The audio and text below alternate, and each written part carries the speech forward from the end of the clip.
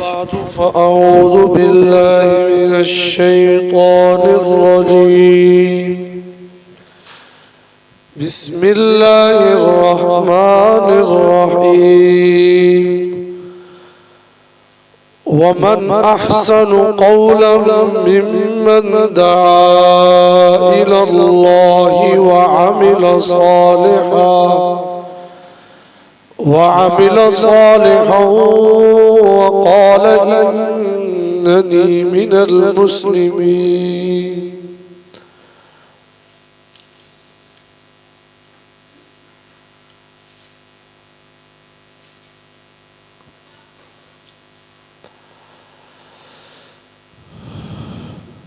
सूरह हामीम सजदा आयत नंबर 33। सूरह हामीम सजदा आयत नंबर 33 को खोलें।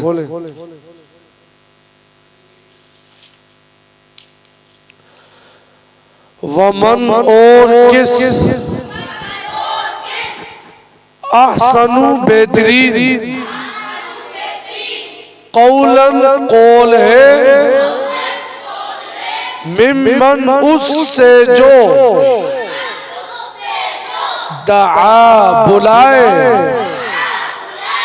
इल्लल्लाह अल्लाह की तरफ व अमीला और अमल करे सालिहन अच्छे व क़ाला और कहे इन्ननी बेशक में मिन से अल मुस्लिमीन मुसलमानों। अब यहाँ पे क़ाला का माना कहा, क़ालू उन सब ने कहा, इन्ना बेशक ये इस लफ्ज का माना इन्ना का पहले भी बताया, इन्ना बेशक, इन्ननी बेशक में, ये अल्फाज इस तरह, ये वाव का माना जब मैं बोलता हूँ सब बोलते हो, खुद बताओ ना। वाव का माना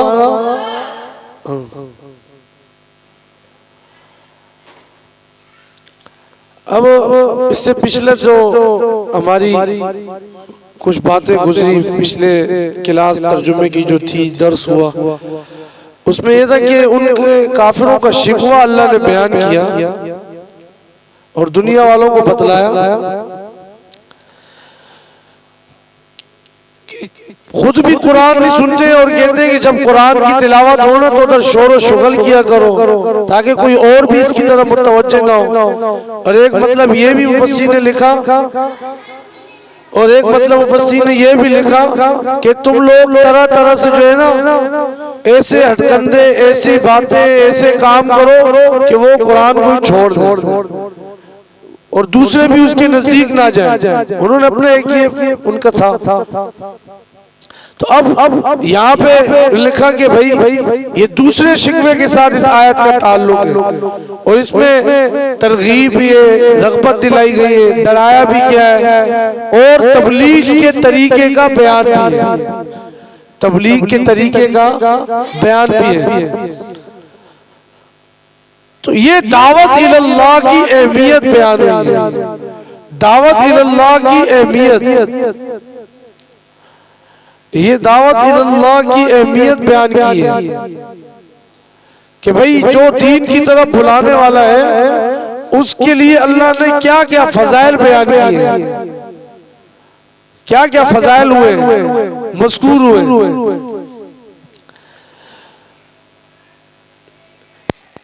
आप इन जिद करने वालों को अल्लाह का कुरान सुनाएंगे, वो शोर करेंगे, उल्टा एतराज़ात की बौछार करेंगे, शोर बरपा खराफात पकेंगे। आपने उनकी बातों में नहीं आना है बल्कि और ज्यादा नरमी के साथ अपनी तौहीद को और अल्लाह की तरफ दावत देने को जारी रखना है। नरमी के साथ आप चलते हैं। मूसा अलैहिस्सलाम जब जाने लगे फिरौन के दरबार में तो क्या कहा, फक़ूला लहू क़ौलन लय्यिना लअल्लहु यतज़क्कर औ यख़शा। उसे नरम बात नरमी से समझाना, शायद वो समझ जाए, शायद वो डर जाए, शायद वो नसीहत हासिल कर ले। यहाँ पे इसी ने फरमाया, मन अहसनु क़ौलन मिम्मन दआ इलल्लाहि व अमिल सालिहन व क़ाल इन्ननी मिनल मुस्लिमीन। उससे बेहतर बात किसकी हो सकती है जो कि अल्लाह की तरफ दुनिया वालों को दावत देता है, खुद भी नेक अमल करता है और ज़बान से ये इकरार करता है मिनल मुस्लिमीन, में फर्मा बरदारों में से हो। अब इस मकाम पे अल्लाह ने उस शख्स को सबसे अच्छा बना दिया। हाँ, इस पे हमने अपने आप को तोड़ना है, कौन बेहतर है। एक कहता है हमारी जमात बेहतर है, दूसरे कहते हैं हमने ये काम किए, हमें जो है ना आप लोगों ने साथ देना है इलेक्शन में, तीसरा कहता है हम बेहतर है, चौथा कहता है हम बेहतर है। अल्लाह कहता है कौन बेहतर है, आओ मैं तुम्हें बताता हूँ। तीन बातों का, अल्लाह की तरफ दावत देता हूँ, बुलाता हूँ। माशाल्लाह ये जो दीन का काम करते हैं हमारे तबलीगी अहबाब, देखें कितना खूबसूरत काम है। खुद अच्छे आमाल अंजाम देता हो और अल्लाह का मुती और फर्मा बरदार होने का इकरार भी कर दो।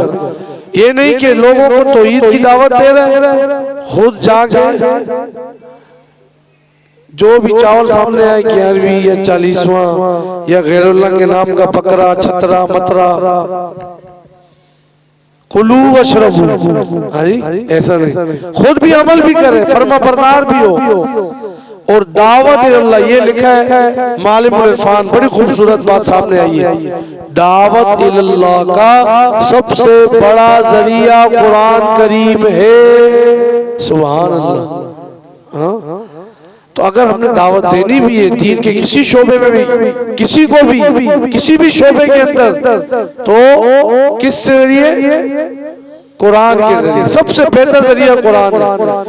जो शख्स कुरान की तिलावत करता है फिर इस पैगाम को दूसरों तक पहुंचाता है, वो यकीनन अल्लाह की तरफ बुलाता है। और जो इसको सुनने के बजाय शोर शुगल करता है तो उससे बदबख्त इंसान भी दुनिया में और कोई नहीं है। होना ही चाहिए था कुरान हकीम को जब यहाँ उनके सामने पेश किया गया तो वो ये करते, कुरान से बेहतर भी कलाम ले आते ना, कोई और प्रोग्राम ले आते, लेकिन उनके पास नहीं था। उन्होंने दलील से जवाब नहीं दिया, कहा शोर शुरू करो, बंद कर दो इस आवाज को। ताकत के जरिए दबाने की कोशिश करता है, जब भी बातें जब नाकाम हो जाता है। हजरत अबू सऊद रहमतुल्लाह अलैह मुफस्सिर है, वो फरमाते हैं दावत इल्लाह से मुराद है दावत इल्ला तौहीदी व ता, अल्लाह की तौहीद की तरफ और उसकी फर्माबरदारी की तरफ दावत देना। अल्लाहु अकबर, कि इतना खूबसूरत काम हो रहा है। अल्लाह की तौहीद, ये दीन के किसी भी शोबे में वो आपको बुला रहा है, तबलीग कर रहा है, आप चलो मानते ना माने उसको तकलीफ देने की तरफे हो गए, ये तो और बदबख्ती की अलामत है। इमाम अबू बकर जस्सास रहमतुल्लाह अलैह यहाँ पे ये नुक्ता बयान करते हैं कि अल्लाह ताला का ये फरमाना कि उस शख्स से बेहतर किसकी बात हो सकती है जो अल्लाह की तरफ बुलाता है, नेक अमल करता है, अपने आप को फर्मा बरदार बनाता है। इस बात की दलील है दावत इल्लाह फर्ज है। ये दावत इल्लाह फर्ज है, लोगों को दीन की तरफ बुलाना, खुद भी अमल करना, ये फर्ज है। जब वहां पे कोई इस तरह का बंदा ना हो, कोई दावत देने वाला, तो फिर तो फर्ज ऐन हो जाता है, फिर तो फर्ज ऐन हो जाता है। जहाँ पे कुछ लोग मौजूद है वहाँ फर्ज किफाया है, लेकिन ये भी नहीं कि सिर्फ ये नफली तौर पे किया ना कि ना, इसको अपनी जिंदगी का अहम हिस्सा बनाना है, अमाल खुद भी करने, लोगों को भी दीन की तरफ। जी हाजी साहब आप तो बड़ा, बस मैंने तो बड़ा समझाया है, फिर हजरत साहब शादी की रात को बैठे हुए फंक्शन के अंदर, मैंने तो बड़ा समझाया था इनको जी, ओ अल्लाह के बंदो अगर नहीं मान रहे तो कम से कम एहतजाज तो अमल भी करना है, दावत भी देनी है, समझाना भी अपने तौर पे जितना हो सकता है, तब बदलाव की तब्दीली लाने की कोशिश करती है। हजरत साद रज़ी अल्लाह अन्हु, उम्मुल मोमिनीन हजरत आयशा सिद्दीक़ा रज़ी अल्लाह ताला अन्हा, वो फरमाती है, उनसे रिवायत है, जब अजान में ये कहा जाता है हय्या अलस सलाह, हय्या अलस सलाह, ये बेहतरीन बात है और यही अल्लाह की तरफ बुला रहा है, आओ नमाज की तरफ। ये लोगों को क्यों बुला रहे, आओ अल्लाह की इबादत करो, अल्लाह की इताअत करो। जब अजान कहकर वो नमाज अता करता है, गोया बुलाने वाले ने बुला के अमले साले कर दिए। पीछे आया ना, पहले बुलाओ फिर अमले साले भी करो। तो यहाँ पे यही है, क़यामत वाले दिन हदीस में आता है मुअज्जिन का हिस्सा मुजाहिद के हिस्से की तरह होगा। हमने तो वो कई मैसेज चलते हैं ना, लॉकडाउन आया, ताजिर का मसला है, दिहाड़ीदार का मसला है, ठेले वाले का मसला है, फलाने का मसला है, किसी एक ने ना असेंबली में ना कहीं मीडिया पे नहीं कहा कि इमाम का भी है कि नहीं है, मुअज्जिनों का भी है या नहीं है, ये तुलबा मौलवियों का भी है या नहीं है। सब समझते हैं ये तो है करोड़पति, और वाकई में अल्हम्दुलिल्लाह हम दिल के क्या है, करोड़पति। अल्लाह हमें खिला देते हैं, मांगने की जरूरत नहीं। लेकिन पहले जमाने के हिसाब से खुद हुक्मरान जो है वो कुरान वालों का क्या करते थे, ख्याल करते थे। बहरहाल अजान कहना अपनी जान और माल अल्लाह के रास्ते में पेश करने के बराबर है। इसी तरह अब्दुल्लाह इब्न मसूद की एक बात आ गई, वो फरमाते हैं अगर मैं मुअज्जिन होता नफली हज और जिहाद की परवाह ना करता। ये इस तरह, और इसी तरह नबी अलैहिस्सलाम ने एक दफा ये दुआ 3 दफा फरमाई, अल्लाहुम्मा अग़फिर लिल मुमिनीन, अल्लाहुम्मा अग़फिर लिल मुअज्जिनीन, अल्लाहुम्मा अग़फिर लिल मुअज्जिनीन, अल्लाहुम्मा अग़फिर लिल मुअज्जिनीन। मुअज्जिनीन 3 मरतबा मुअज्जिनीन का जिक्र किया, ए अल्लाह अजान देने वालों को माफ फरमा। इसी तरह फरमाया अल्लाहुम्मा अर्शिदिल अइम्मा, ए अल्लाह नमाज की इमामत करने वालों के लिए भी हिदायत मुकद्दर कर दे।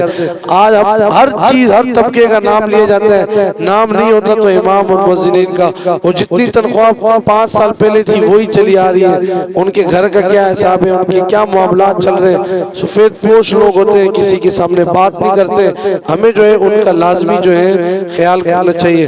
बहरहाल यहाँ पे बात हो रही है कि अल्लाह की तरफ बुलाना, ये इससे बेहतर बात किसकी हो सकती है। ये पैगंबर अल्लाह की तरफ बुलाते हैं और तुम बीच में शोर शोगल डालने की कोशिश करते हो। अल्लाह करीम हमें दीन पर